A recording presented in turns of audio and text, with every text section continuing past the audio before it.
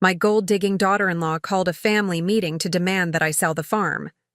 Stop being selfish. We need the money. The real shock came when she found out that the will transferred the farm to. The text message from my son Steve arrived on a quiet Tuesday morning. Mom, family meeting at our place tonight, 7 p.m. Important. No explanation, no pleasantries, just a command that left my stomach in knots.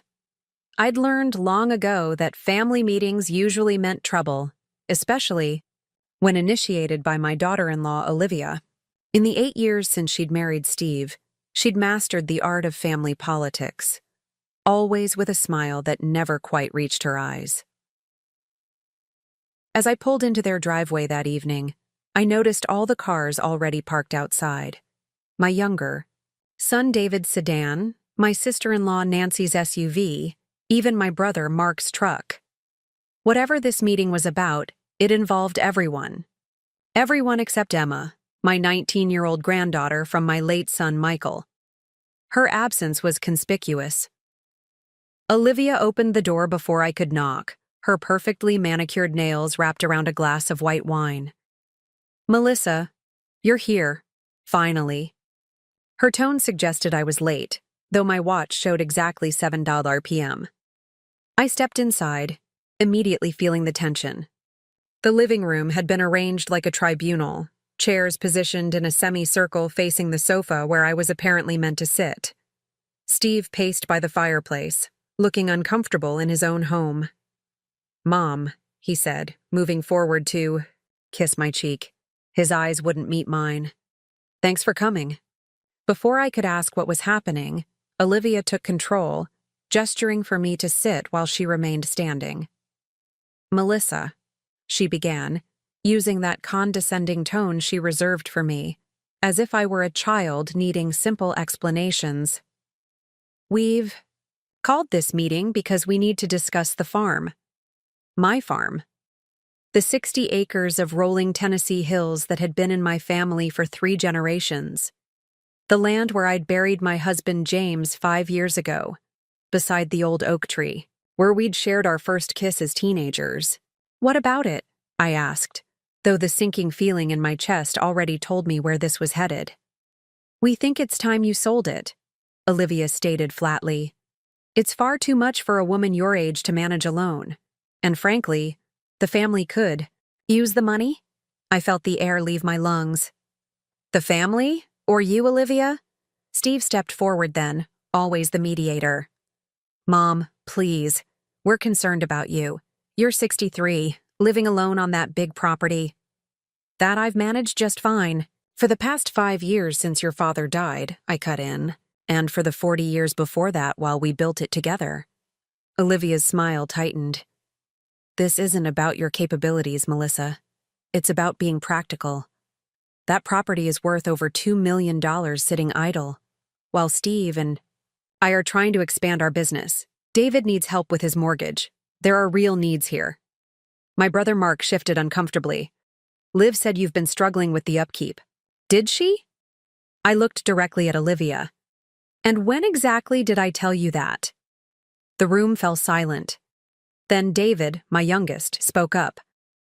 Mom, no one's trying to force you. We just think... Stop saying we, I interrupted. Who exactly is we in this scenario? Because I'm noticing Emma isn't here. Or was my granddaughter not invited to this family ambush? Nancy cleared her throat. Melissa, be reasonable. Emma's in college. She doesn't need to be involved in financial discussions. Financial discussions about my property? I stood up, surprising even myself with the steadiness in my voice. Let me be absolutely clear. The farm is not for sale. Not now, not ever. Olivia stepped forward, her patience clearly wearing thin. Melissa, stop being selfish. We need that money. The family needs it. You're just one person holding on to a massive property out of... What? Sentimentality? That word, selfish, hit me like a physical blow. After everything I'd sacrificed for this family, After raising 3 sons largely alone while James worked multiple jobs to keep the farm, after nursing him through cancer, after supporting Steve through his failures and restarts. Selfish? I looked around at their faces, some uncomfortable, some determined, and suddenly saw what this was. A coordinated attack orchestrated by Olivia. "You want to talk about my farm?" I said finally, my voice deadly calm. "Fine. Let's talk about it. That land has been in my family since my grandfather cleared it with his bare hands in 1932. Your father and I paid off the last mortgage by working ourselves to the bone. And yes, I've already made arrangements for what happens to it when I'm gone." Olivia leaned forward, suddenly interested. "What arrangements?" I reached for my purse, pulling out the folded paper I'd brought just in case. Something told me I might need it tonight. "My will is already finalized. The farm transfers directly to Emma upon my death." The silence that followed was deafening. Steve's face drained of color. Olivia's mouth opened and closed like a fish gasping for water. "Emma?" she finally managed. "Michael's daughter. But what about Steve? What about your living children?" I stood up, suddenly feeling stronger than I had in years. "I suggest you all go home and think very carefully about what just happened here tonight. And Olivia, the next time you want to call a family meeting about my property, you might want to invite the actual heir." As I walked out the door, I heard the explosion of voices behind me. But for the first time in years, I didn't turn back. I didn't try to smooth things over. I just kept walking, straight and tall, back to my car and the road that would take me home, to the land that belonged to my past, my present, and now secured for my future. The farmhouse stood silent as I arrived home that night, just as it had for the past 60 years. The porch light cast a warm glow across the weathered boards James had replaced himself the summer before he got sick. I sat in my car for a long moment, hands still gripping the steering wheel, letting the tears come that I'd refused to shed in front of Olivia. Selfish. The word echoed in my mind like a poisoned arrow. Inside, I kicked off my shoes and made a beeline for James's old desk in the study. The mahogany surface was still meticulously organized. Bills in one corner, farm records in the center drawer, and in the bottom locked drawer, our most important documents. I pulled out the key I kept on a chain around my neck and retrieved the worn leather portfolio James had given me on our 30th anniversary. Inside were the papers documenting our struggle and triumph with this land. The original deed my grandfather had received, the mortgage papers with decades of payment records, the receipts from when we'd scraped together enough to buy the adjoining 20 acres when I was pregnant with Michael. I ran my fingers over James's handwriting on the margin of one document. "Paid in full, May 12, 1998. We did it, Mel. This land is ours forever." Forever. That had been our promise. The telephone's shrill ring broke my reverie. I glanced at the caller ID, Steve. I let it go to voicemail, then David, then Steve again. I wasn't ready to hear their explanations or, worse, their continued arguments. When the phone rang a fourth time, I finally answered, expecting another family member. "Melissa, it's Emma. Are you okay? My sweet Emma, Michael's daughter. The spitting image of her father with the same gentle spirit that seemed to skip generations, missing Steve entirely. I'm fine, sweetheart. Just a long day." Uncle Steve called. "Me," she said, her voice cautious. He was acting weird, asking if you'd talked to me about the farm recently. So it had begun already. The campaign to undo my decision. Did he mention the family meeting tonight? "No," she said slowly. "What happened?" I sighed, suddenly feeling every one of my 63 years. "Nothing you need to worry about right now. How are your classes?" She let me change the subject, chatting about her biology major and her part-time job at the campus garden center. Emma had always loved growing things, just like her grandfather, just like me. After we hung up, I sat on the porch, watching the stars appear over the fields where James and I had once walked hand in hand, planning our future. The same fields where Michael had learned to run, where Steve had built forts, where David had caught his first fish in the pond. The memory of Steve as a little boy, proudly holding up that tiny sunfish, collided with the image of him tonight, standing beside Olivia as she demanded I sell my home. How had we come to this? My phone buzzed with a text message. "Mom, we need to talk. Olivia didn't mean to upset you. She's just trying to help the family." I didn't respond. Sleep eluded me that night. At dawn, I did what I always did when troubled. I put on my work boots and headed out to check the fences. Physical labor had always cleared my mind. I was mending a loose post when a sleek SUV pulled up the long driveway.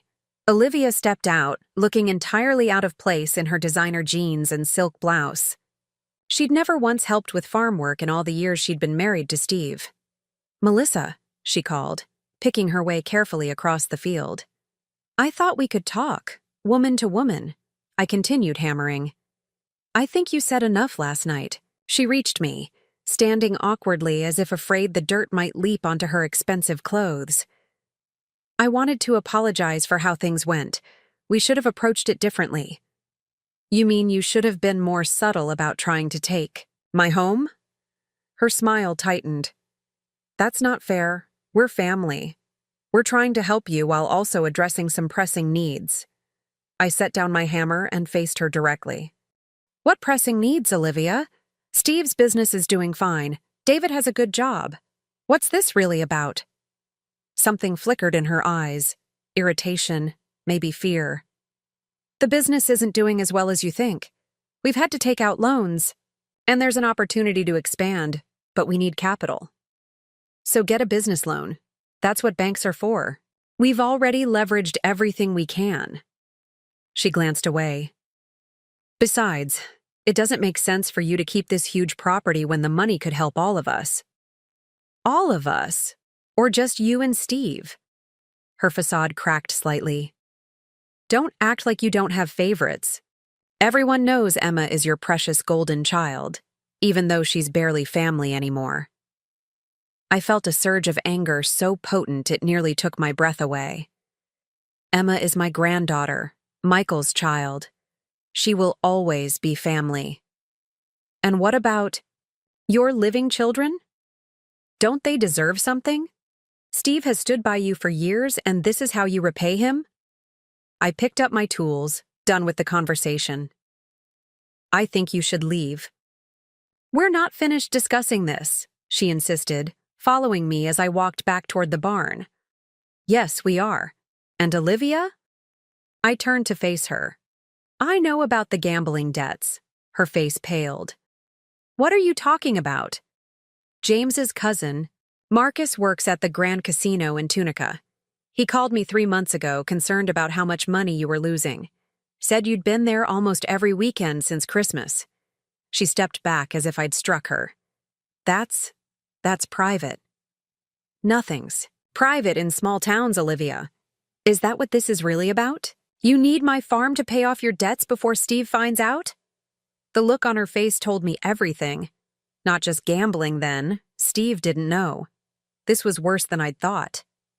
"You don't understand," she whispered, her confident demeanor crumbling. "If Steve finds out, then I suggest you start being honest with him instead of orchestrating family meetings to pressure me into selling my home." The distant sound of another car coming up the driveway interrupted us. We both turned to see Steve's truck approaching. "Mom," he called as he got out. "I've been calling you all night." I glanced at Olivia, whose face had quickly composed itself back into its usual controlled mask. "Your wife and I were just having a chat about family priorities," I said. "And about honesty." Steve looked confused, glancing between us. "What's going on?" Olivia quickly slipped her arm through his. "Nothing important. I just came to smooth things over after last night." Her voice was honey-sweet again, all traces of our confrontation hidden. "But your mother isn't being very receptive." Steve frowned at me. Mom, we're just trying to help. You can't keep shutting us out. In that moment, looking at my son, so intelligent in some ways, so blind in others, I realized the battle ahead would be harder than I'd thought. It wasn't just about the farm anymore. It was about saving my family from the poison that had been slowly spreading through it, weakening the roots that should have held us all together. I'm not shutting you out, Steve, I said quietly. I'm standing my ground. There's a difference. As they drove away, I looked out over the fields stretching toward the horizon. This land had weathered droughts, floods, and storms over generations. It had endured, and so would I. 2 weeks passed, and the tension that began at that family meeting spread like wildfire. Steve's visits, once regular Sunday affairs, dwindled to brief, awkward phone calls. David, always the peacemaker, tried to stay neutral, but I could hear the strain in his voice when we spoke. The grandchildren, Steve's 2 boys, hadn't been by since the confrontation. Their absence left a hollow ache in my chest. I was weeding the vegetable garden when Nancy's car pulled into the driveway. My late husband's sister had always been kind to me, if a bit too eager to please everyone. She stepped out, clutching, her purse like a shield. Thought I'd stop by, she said, forcing brightness into her voice. See how you're doing. I brushed the dirt from my knees and stood. I'm fine, Nancy. You want some tea? In the kitchen, she fidgeted with her cup, avoiding my eyes. Melissa, everyone's worried about you. Everyone? I raised an eyebrow. Or Olivia? Nancy sighed. You know how family is. We just want what's best for everyone. And selling my home is what's best for everyone? I set my cup down harder than intended, tea sloshing over the rim. Nancy, this isn't just property. This is my life. I know, but... She hesitated. Steve says you're isolating yourself, and there are concerns about, well, about your decision-making. I went cold. My decision-making? She looked uncomfortable.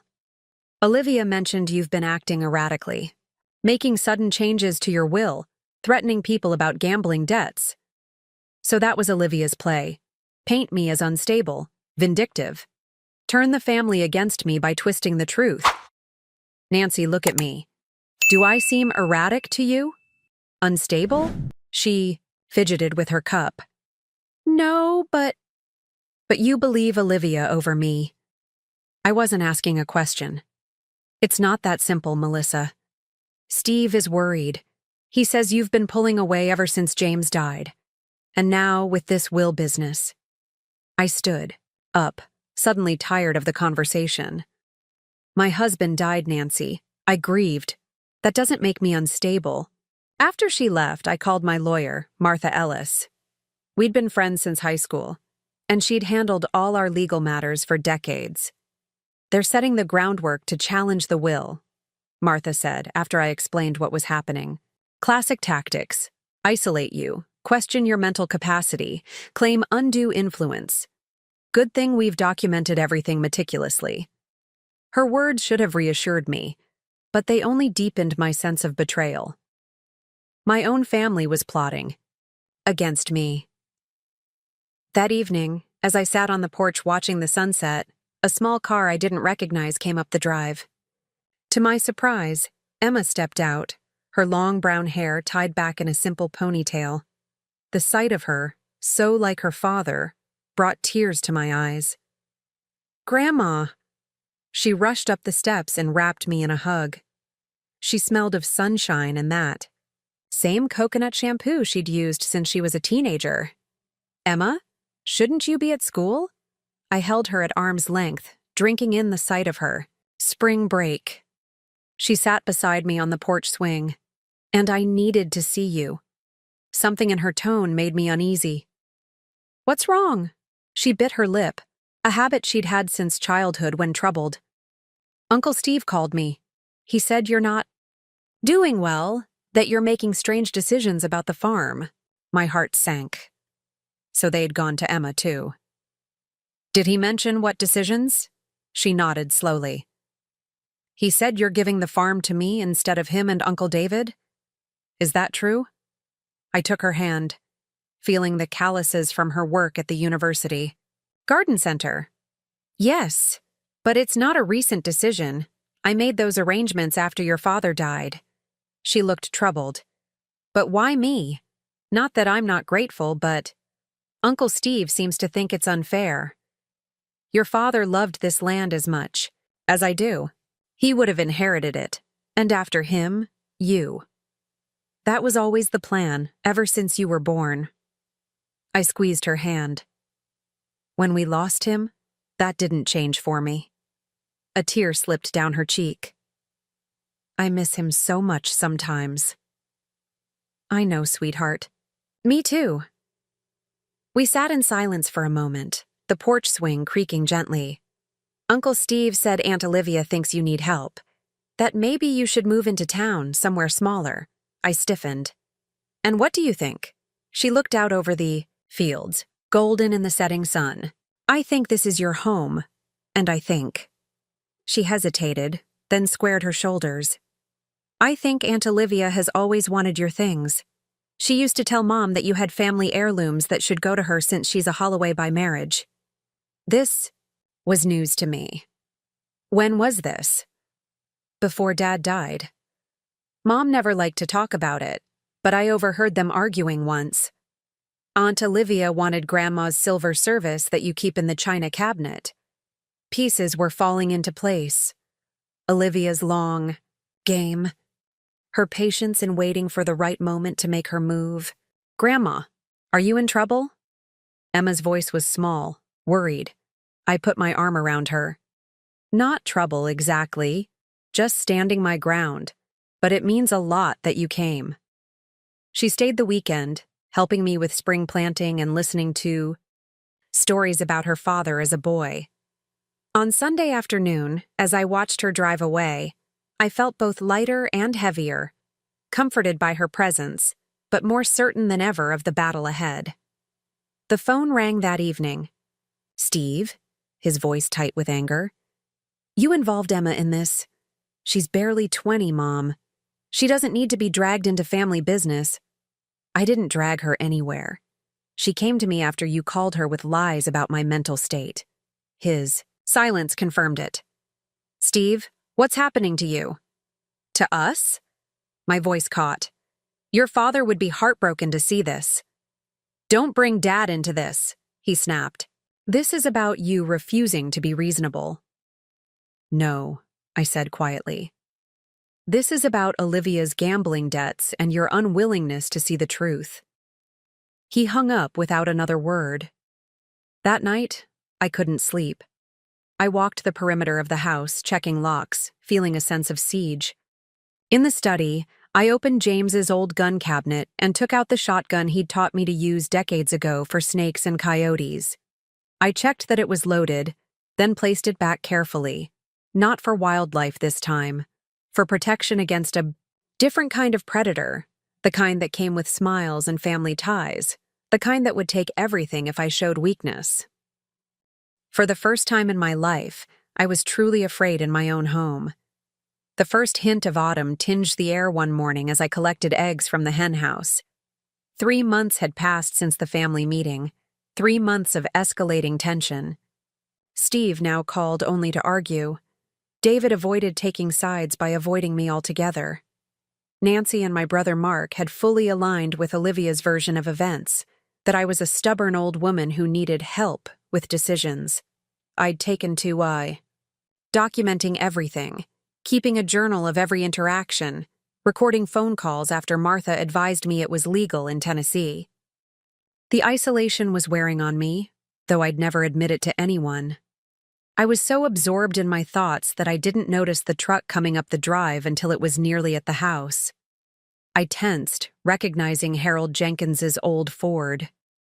Harold had been James's best friend since grade school, though I hadn't seen much of him since the funeral. He'd moved to Nashville years ago to practice law. Melissa Holloway, he called, stepping out with a groan that spoke of aging joints. Still, the earliest riser in the county, I see. Despite everything, I smiled. Harold, what brings you back to these parts? He glanced around the farm, his eyes lingering on the well-maintained fences, the tidy barn. Heard some disturbing news from Marcus down at the casino. Thought I should check on you. My heart sank. Marcus, James's cousin who had first tipped me off about Olivia's gambling. You better come inside. At the kitchen table, Harold declined coffee but accepted water. He'd aged since I'd last seen him, more gray in his beard, deeper lines around his eyes. But his gaze was as sharp as ever. Marcus says your daughter-in-law is in deep. 30, maybe 40,000 in markers. I inhaled sharply. That much? He told me she was gambling, but not the amounts. Harold nodded grimly. Been getting worse. Last weekend she was there until dawn, trying to win back what she'd lost. Does Steve know? Don't think so. She's been careful.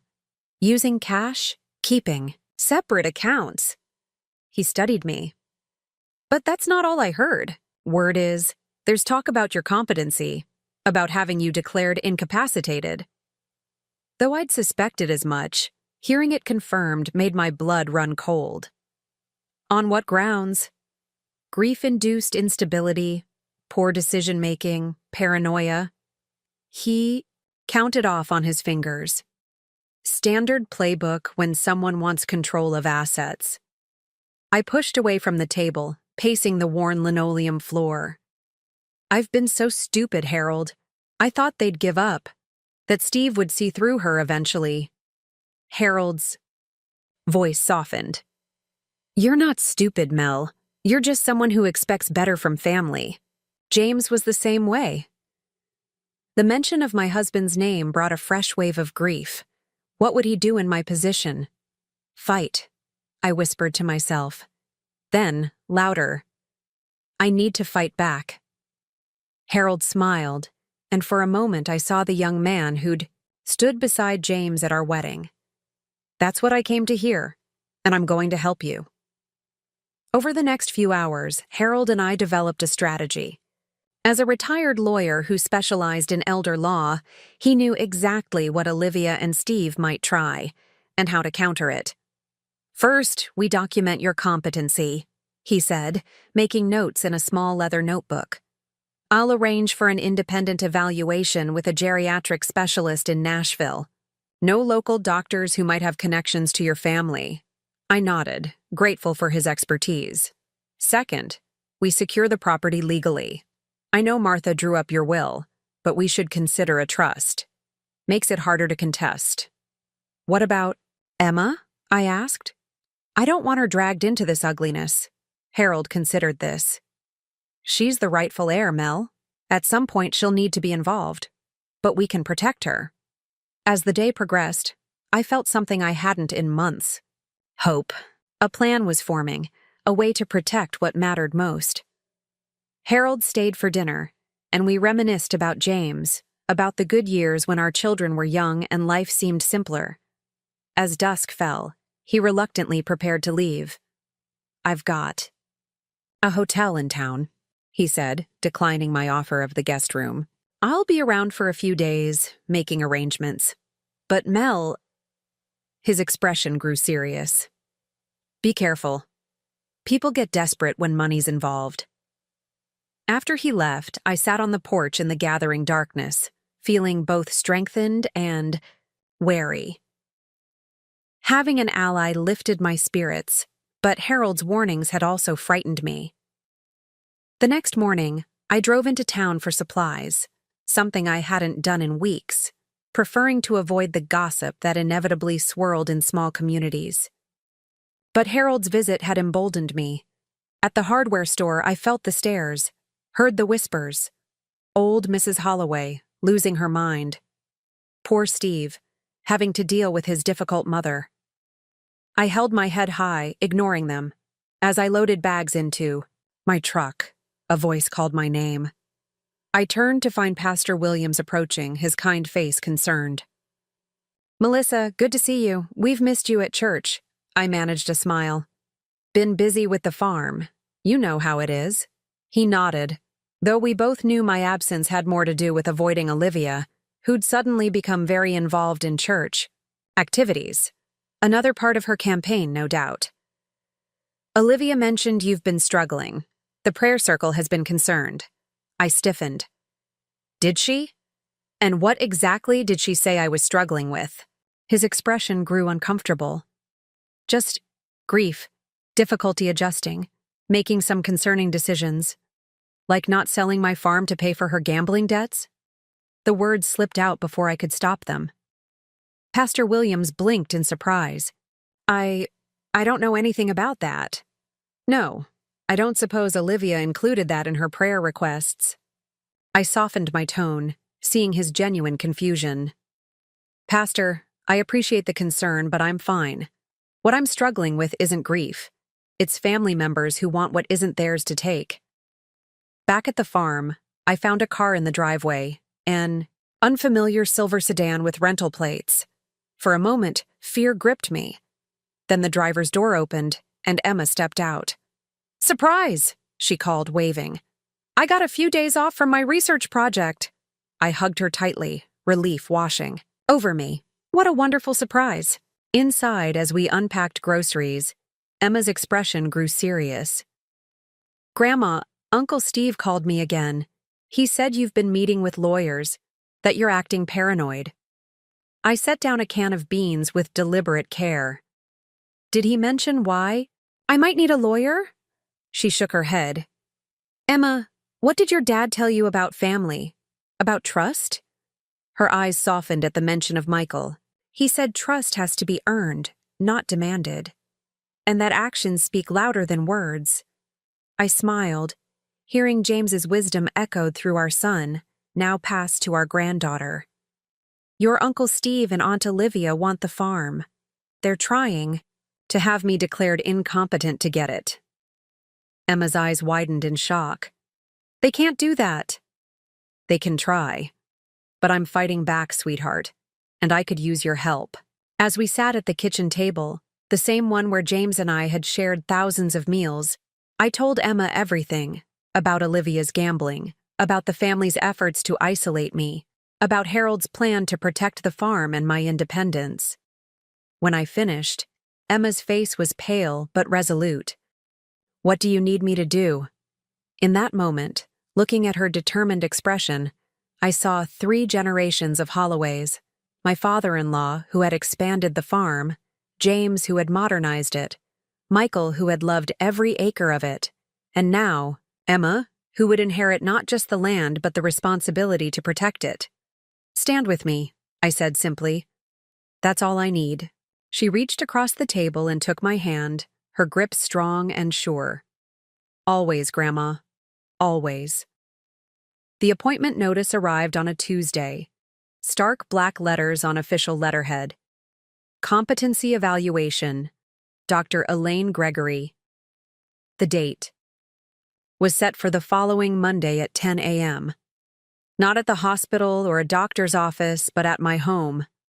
I stared at the paper, hands trembling. Harold had warned me this might happen, but seeing it in print made my heart race. They didn't waste any time, I muttered to myself. I immediately called Harold, who answered on the second ring. They've scheduled a competency evaluation, I said without preamble. Next Monday, he exhaled sharply. Faster than I expected. Did you recognize the doctor's name? No, but the evaluation is happening here, at the farm. That's unusual, Haroldy said, his voice tight with concern. Typically, these are done in clinical settings. Let me make some calls. That afternoon, Harold arrived with Martha, my longtime lawyer. Their expressions told me everything I needed to know. Dr. Gregory is a gerontologist who's testified in dozens of competency cases, Martha said, spreading papers across my kitchen table. She works closely with a particular law firm that specializes in estate transfers. Let me guess, I said bitterly. The same firm Steve and Olivia hired. Harold nodded grimly. The same. This isn't a fair evaluation, Melissa. It's a setup. What can we do? Martha squeezed my hand. We've already done it. I filed a motion this morning contesting the evaluation on grounds of conflict of interest. We're demanding an independent evaluator approved by both parties. And until then? Until then, Harold said, we document everything. I've hired a private investigator to look deeper into Olivia's gambling, and I've arranged for our own doctor, a respected neuropsychologist from Vanderbilt, to conduct an evaluation before Monday. I nodded, grateful for their foresight. What about Emma? I don't want her caught in the crossfire. Emma's an adult. Martha reminded me gently. And she's the named heir. At some point, she'll need to be formally involved. As if summoned by our conversation, my phone rang. Emma's name flashed on the screen. Everything okay, Grandma? You sound stressed. I hesitated, not wanting to burden her, but remembering our promise of honesty. They're moving forward with having me declared incompetent, sweetheart. Her sharp intake of breath was audible. I'm coming this weekend. I'll bring my roommate Jen. She's pre-law and her mom's a judge. Maybe she'll have some ideas. After we hung up, I sat with Harold and Martha planning our strategy, going over documents, preparing for what felt increasingly like a legal battle rather than a family dispute. There's one more thing, Harold said hesitantly. We need to talk about Steve. My heart clenched. Despite everything, he was still my son. What about him? The investigator found something concerning. Steve has been meeting with real estate developers. They've already drawn up preliminary plans for subdividing the farm into residential lots. The betrayal hit me like a physical blow. Not just selling the farm, destroying it. Turning the land James and I had cherished into a suburban development. Martha must have read my expression. There's no evidence he's signed anything yet, Melissa. But the intentions are clear. That night, after they left, I walked the perimeter of the property as the sun set, trying to imagine it carved up into quarter-acre lots, cookie-cutter houses where our apple orchard stood, a swimming pool where James and I had once picnicked, under the old oak. Sleep eluded me. Around midnight, headlights swept across my bedroom wall as a vehicle pulled into my driveway. I tensed, remembering Harold's warnings about desperate people. Grabbing my robe and the baseball bat I now kept, beside my bed, I cautiously approached the front door. Through the peephole, I saw Steve standing on my porch, swaying slightly. I opened the door, bat still in hand. Mom? His voice was slurred. He'd been drinking, something he rarely did. Can I come in? I hesitated, then stepped aside. He stumbled past me into the living room, collapsing onto the sofa where he'd sat countless times as a child. Why are you here, Steve? It's after midnight. He looked up, his eyes bloodshot. They called off the evaluation. Your lawyer. Martha. She threatened to expose something, I don't know what. He ran his hands through his hair. Olivia's furious. I set the bat down but remained standing. Good. Is it true? He asked suddenly. About Olivia gambling? I studied. His face, the face of my middle child, now lined with worry and confusion. Yes, she's deep in debt, Steve. That's what this is about. Not concern for me, not family unity, money. He flinched as if I'd struck him. She says you're making it up, that you're trying to turn me against her because you've always hated her. Do you believe that? He didn't answer, which was answer enough. Steve, I've never hated Olivia. I've been disappointed by her behavior, concerned about her influence on you. But this isn't about my feelings toward her. It's about the truth. He stood suddenly, pacing the room like a caged animal. You don't understand. We need money.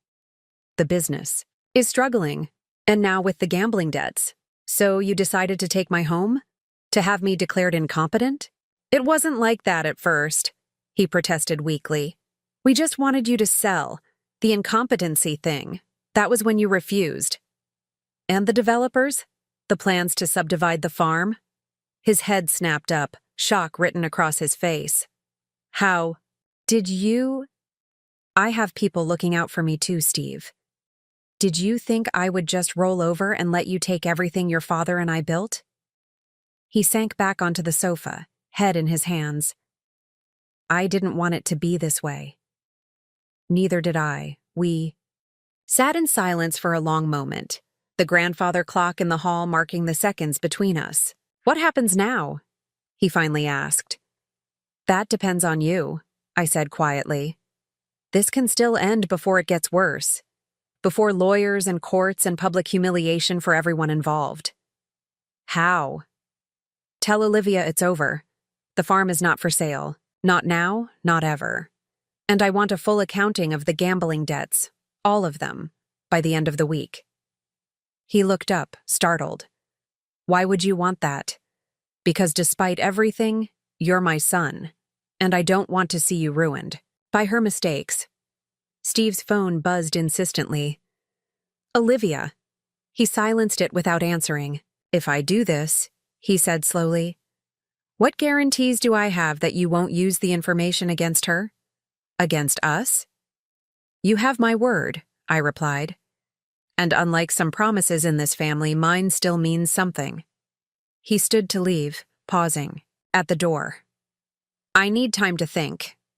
Don't take too long, I warned. My lawyers are moving forward with their investigation. Once that happens, I can't stop it. After he left, I sat alone in the darkened living room, the weight of the confrontation heavy on my shoulders. It wasn't the victory I'd hoped for, but it was something. A crack in their united front, a moment of doubt in Steve's unwavering loyalty to Olivia. In the morning, I called Harold to report the midnight visit. Be careful, Mel, he cautioned. Desperate people make desperate moves. This could be a trap to make you let your guard down. He's still my son, I said quietly. Yes, but right now, he's also your opponent. Don't forget that. The weekend brought Emma and her roommate Jen, a sharp-eyed young woman who reminded me of myself at that age. They arrived laden with legal books and printouts, eager to help. Their youthful energy and indignation on my behalf lifted my spirits for the first time in weeks. As we spread documents across the dining room table, a car pulled into the driveway, Olivia's sleek SUV. Emma tensed beside me. Showtime, she muttered. I squared my shoulders and opened the door before Olivia could knock. She stood on my porch, perfectly groomed as always, but I could see the strain around her eyes, the tightness in her smile. Melissa, she said coolly, we need to talk. Come in, I said, stepping aside to let Olivia enter. Her eyes widened slightly at the sight of Emma and Jen surrounded by legal documents at the dining table.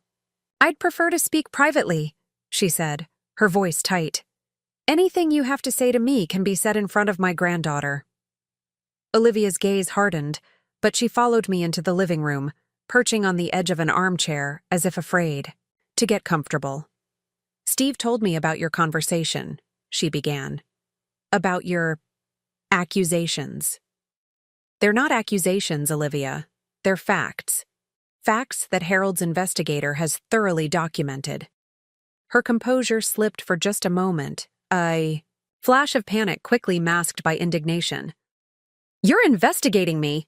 How dare you! How dare I? I kept my voice steady, refusing to match her intensity.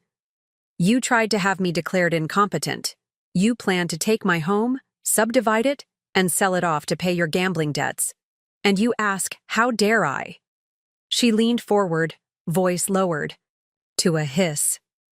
You have no idea what you're talking about. I don't have gambling debts. From the dining room, Emma called out, We have the records, Aunt Olivia. Dates, amounts, everything. Olivia froze, then slowly straightened, smoothing her skirt with trembling hands. What do you want? Money? Is this some kind of blackmail?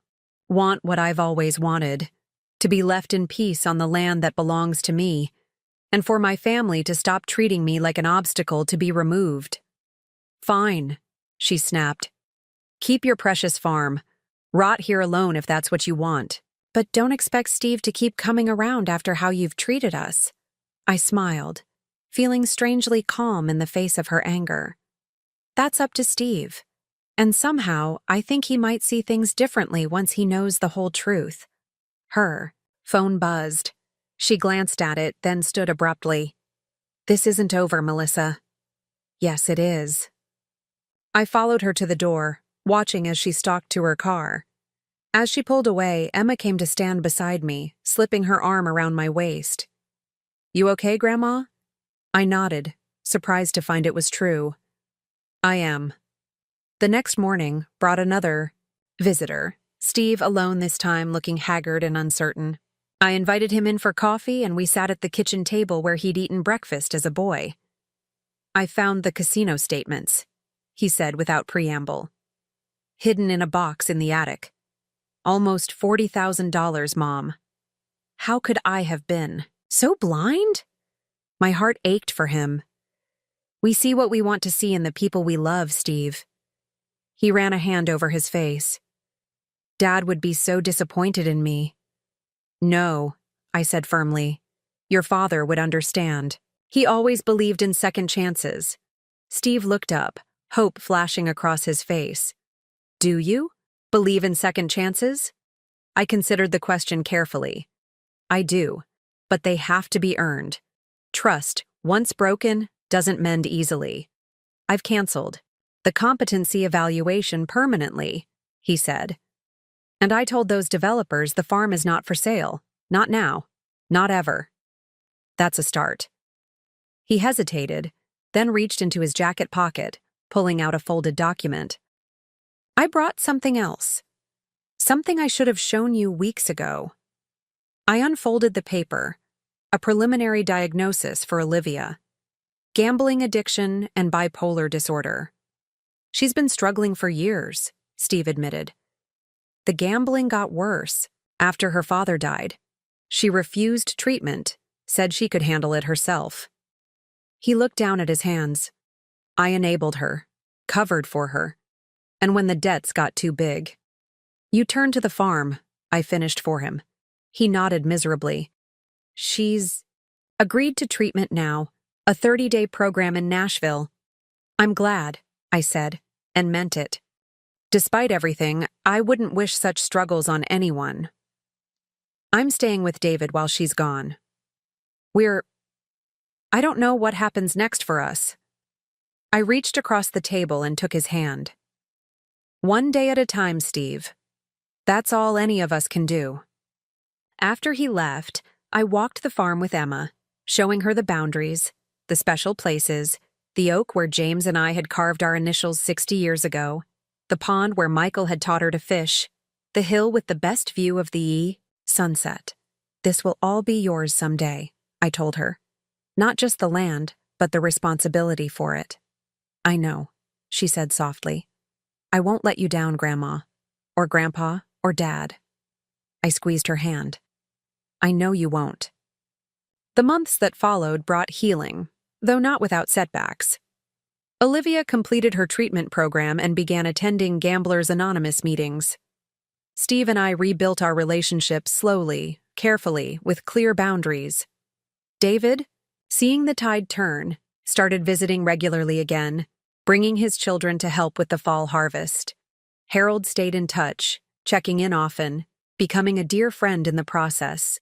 Emma spent her school breaks at the farm, learning everything I could teach her about the land, about our history. 1 year to the day after that fateful family meeting, I hosted a different kind of gathering, a harvest dinner on the wide farmhouse porch. Harold was there, and Martha and Emma with her roommate Jen. David came with his wife and children. Even Nancy and Mark attended, sheepish, but welcomed. Steve arrived last, alone.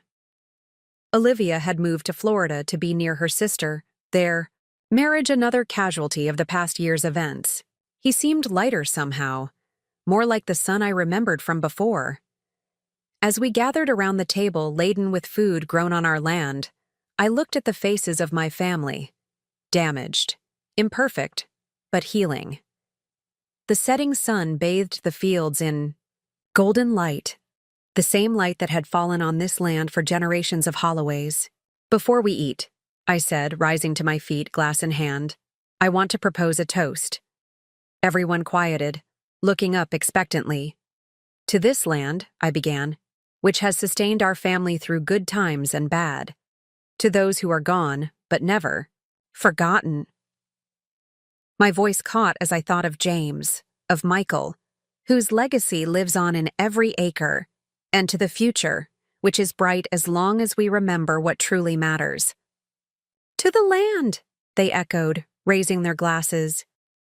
Later, as stars appeared in the darkening sky, Emma found me sitting alone on the porch swing. "You did it, Grandma," she said, settling beside me. "You saved the farm." I smiled, thinking of all that had transpired. We saved it, together, and more importantly, we saved our family, or at least began to. Do you ever think about what would have happened if you'd given in? If you'd sold it? I looked out over the dark shapes of the fields, the trees silhouetted against the night sky. Sometimes. But then I remember what your grandfather always said. This land isn't just soil and trees and crops. It's our past and our future all in one place. She leaned her head on my shoulder, just as she had as a little girl. "I'm going to take care of it, Grandma. I promise." "I know you will, sweetheart. I've never doubted that." The next morning, I woke before dawn, as I had most days of my life. I pulled on my boots and jacket and walked out to the highest point on our property, where James and I had often come to watch the sunrise. The eastern sky lightened slowly, stars fading as bands of pink and gold stretched across the horizon. I thought of the battles fought and won over this piece of earth, of the family torn apart and slowly mending, of the future generations who would walk these fields long after I was gone. This land had seen it all: birth and death, joy and heartbreak, betrayal and redemption. It had witnessed the best and worst of the Holloway family, and still it endured, as steady and faithful as the sunrise. As the first rays broke over the distant hills, I felt James's presence beside me, as real and comforting, as if he stood there in flesh and blood. I could almost hear his voice in the morning breeze.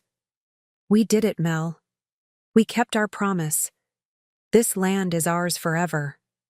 "Forever," I whispered back, as the new day dawned bright and full of possibility over the land of my ancestors.